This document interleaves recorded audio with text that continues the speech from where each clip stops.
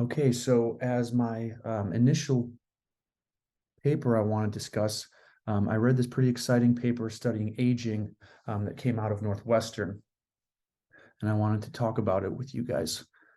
So I guess before I get into some of the science, I always approach these papers and these sort of focuses with a little bit of cynicism. I never really understood why people were studying aging. And to me, it just seemed like there was a lot of funding for it because there might be some uh, sort of stressed out politician or a rich billionaire that didn't really want to die and they wanted to figure out the biology so that they could live forever. But it turns out that there are some really, really good reasons to understand the biological incidence of aging and have a good understanding for why it happens. So the first point I want to bring up is that we are, as a population, getting older. So here on the sort of right side of this presentation, I have a particularly extreme example, which is Japan, where they took all of the population, they basically stratified them into different groups, from under 5 years old to 65 years old. And the y-axis, we have sort of the percentage or the proportion of the population at that given time. And in the x-axis, we have basically a timeline from 1950 to 2021. And what we can see is that from 1950 to 2021, there's this really large growth in the proportion of the population that is 65 and older, whereas the sort of the other age demographics are shrinking. And this can happen for a number of reasons. One is that we're living longer than we used to, but also people are tending to have less kids than they did before. And the implications of that are actually pretty drastic at the sort of macroeconomic level. So another point to mention is that sort of as we get older, we don't make as much money and it's actually more expensive to live.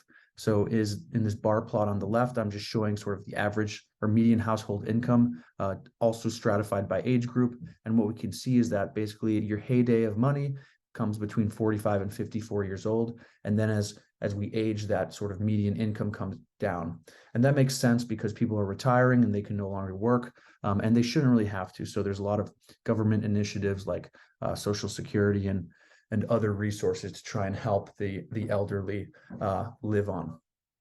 But another sort of element that basically exacerbates this problem is that as we get older, it's actually more expensive. And one of the most expensive elements of aging is actually your healthcare. So here we have another bar plot showing cumulative health spending by age in the United States. And what we can see is just as we get older, the health bills get bigger and bigger, which is pretty nerve-wracking. And the reason this is because aging is actually one of the biggest risk factors, if not the biggest risk factors, for some diseases that have really high incidence in the United States, in the UK, and other developing countries. So here I have three plots from this review by Nicoli et al., where we have cardiovascular disease, dementia, and cancer, sort of also stratified by age group. And what we can just see is that the older we get, the percent incidence of these particularly debilitating diseases goes up and up.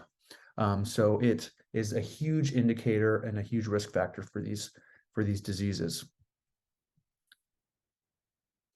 And then the last point I wanted to make is that this is actually, it seems to be a very biological, sort of genetically encoded, perhaps, phenotype. So here I have another timeline with a couple animals that we're actually pretty closely related to in some cases, with their sort of average life expectancy. So on the very extreme is the mouse, which lives usually between 2 and 3 years. Then we have dogs, which can get up to 16 years sometimes. Sort of we as humans, usually at age between 70 and 80 years old, depending on the country you live in.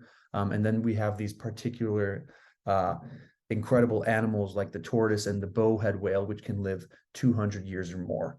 And so the main interest for this group and a lot of people studying aging is to understand sort of what is genetically encoded and what is enabling these different animals to live for so long, so that we can basically start to target some of those elements to tackle some of these diseases like dementia, cardiovascular disease, and all sorts of other diseases that have really high incidence and they're really debilitating and just really difficult to live with.